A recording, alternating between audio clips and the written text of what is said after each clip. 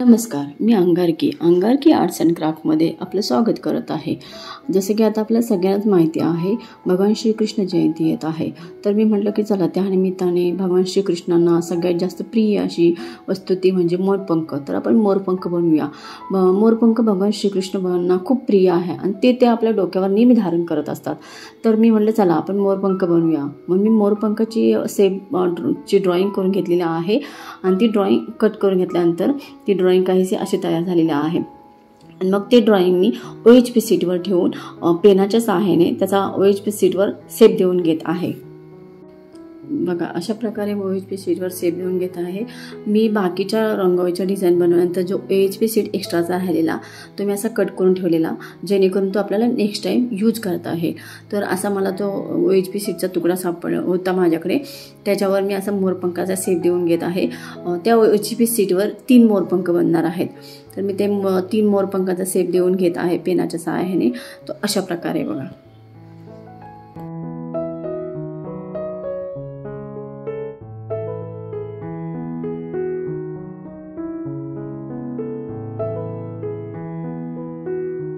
आता ती OHP sheet आपल्याला सीझरच्या हेल्पने बरोबर लाईन टू लाईन कट करून घ्यायची आहे.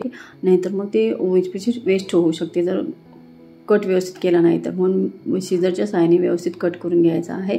मी 3 मोरपंख अशा प्रकारे कट करून घेतलेले आहेत. तर आता आपण या मोरपंखाला नेहमीप्रमाणे 50% पाणी आणि 50% फेविकॉल असं तयार केलेलं मिश्रण लावून घेणार आहोत. अशा प्रकारे लावून घेत आहे मी. मोरपंख हे सगळ्यांसाठी खूप शुभ असतं, खूप शुभ मानलं जातं. ते आपल्या घरातही ठेवलं जातं. मोरपंखामुळे घरातील नकारात्मक ऊर्जा जाते, घरामध्ये पॉझिटिव्हिटी येते. आपल्या हिंदू धर्मामध्ये खूप सारे लोक मोरपंख देवघरातही ठेवतात, कारण ते खूप शुभ मानलं जातं. त्याच्यामुळे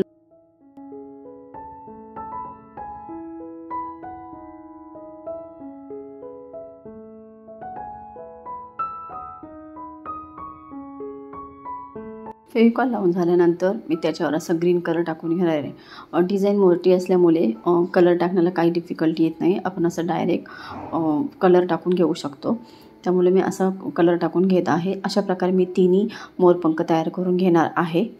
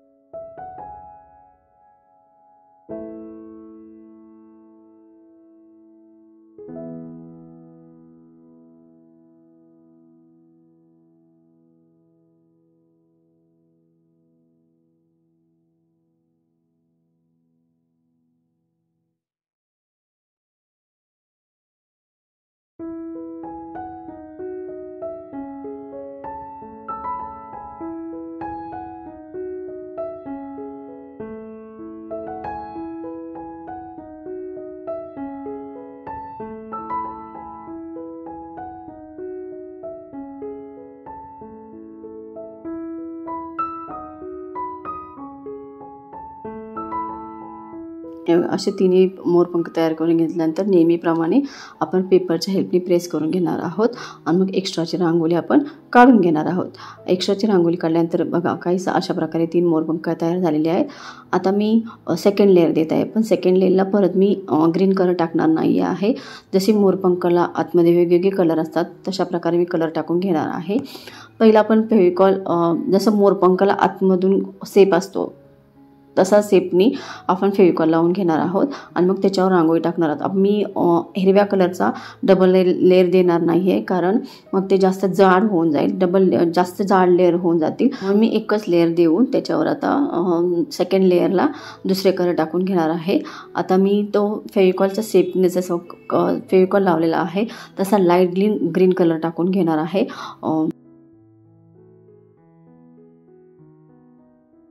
आणि मग त्याच्यातच मी लगेचच ऑरेंज कलरचा रंग टाकून घेणार आहे. ऑरेंज रांगोळी टाकून घेणार आहे.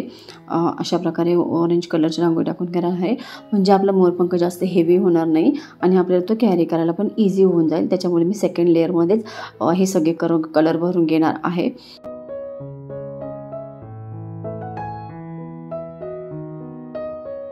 परत दाखवते तुम्हाला मी. असा फेविकॉल पहिला व्यवस्थित बाहेरून शेप घेऊन घ्यायचा आणि मग त्याच्यात परत आतमध्ये फेविकॉल लावून घ्यायचा, म्हणजे तो शेप जो आहे तो व्यवस्थित येणार आहे. आणि मग त्याच्यावर लाईट ग्रीनची रांगोळी टाकून, ऑरेंज कलरची रांगोळी टाकून, स्काय ब्लू कलर आणि येलो कलर टाकून मी हे तिन्ही मोरपंख तयार करून घेणार आहे.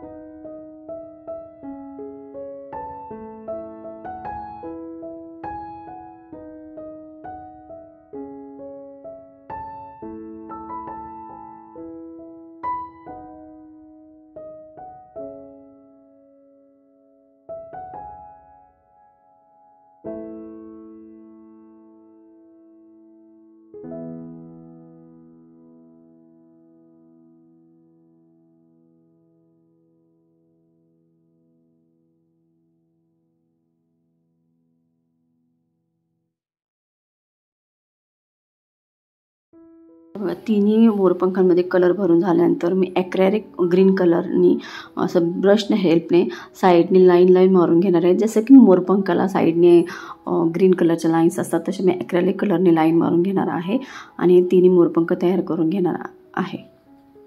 हे मोरपंख आपण कुठेही लावू शकतो, डेकोरेशनसाठी भिंतीवर लावू शकतो, रांगोळीच्या ती लावू शकतो, कुठेही आपल्याला जिथे डेकोरेशन करायचं तिथेही लावू शकतो. असे मोरपंख आहेत.